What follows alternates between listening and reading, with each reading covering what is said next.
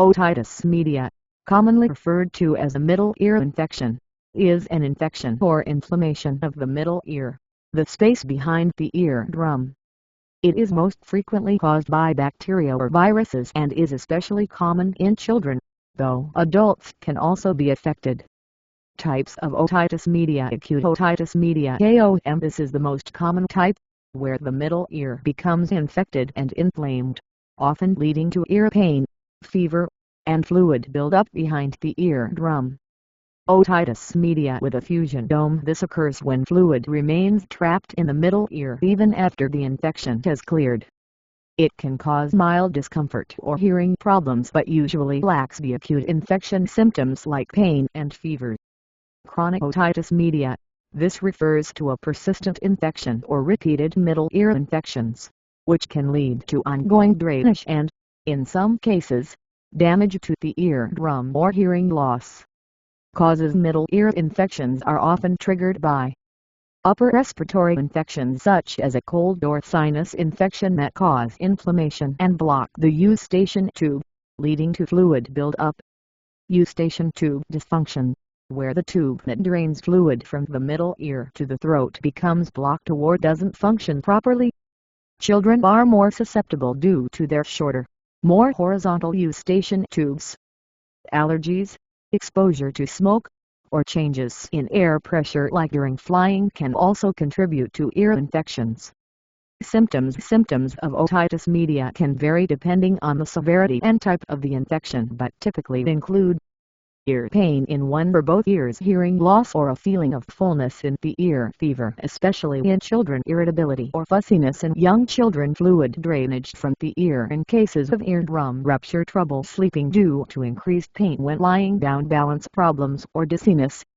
In some cases diagnosis of the middle ear infection is usually made by otoscopy.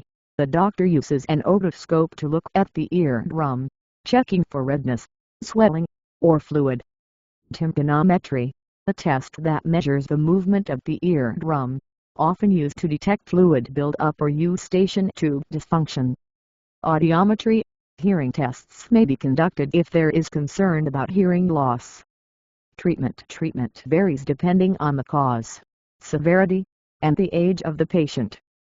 Observation, in many cases, especially in mild or viral infections, doctors may recommend monitoring the symptoms for a few days without immediate treatment, as many infections resolve on their own.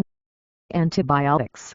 If the infection is bacterial and symptoms are severe, antibiotics like amoxicillin may be prescribed. However, they are not always necessary, especially for viral infections. Pain management. Over-the-counter pain relievers such as acetaminophen or ibuprofen can help relieve pain and reduce fever. Myringotomy. In chronic cases, or when fluid persists for an extended period, a small surgery called myringotomy may be performed to drain fluid from the middle ear. Often, small tubes, tympanostomy tubes, are inserted into the eardrum to prevent further fluid accumulation. Complications. While most middle ear infections resolve without complications, untreated or recurrent infections can lead to hearing loss, temporary or, in rare cases, permanent eardrum rupture, which usually heals but can cause scarring. Chronic otitis media or chronic effusion, persistent fluid in the ear. Mastoiditis, infection of the bone behind the ear. Speech or developmental delays in children due to hearing problems. Prevention. Vaccination. Vaccines such as the pneumococcal vaccine and annual flu shots can reduce the risk of infections that can lead to otitis media. Breastfeeding. Studies suggest that breastfeeding for at least the first 6 months can help reduce the risk of ear infections. Avoiding smoke. Exposure to secondhand smoke is a significant risk factor for developing middle ear infections. Proper hygiene. Washing hands frequently and avoiding close contact with sick individuals can lower the risk of respiratory infections, which often precede ear infections. Would you like more detailed information on treatment options or prevention strategies?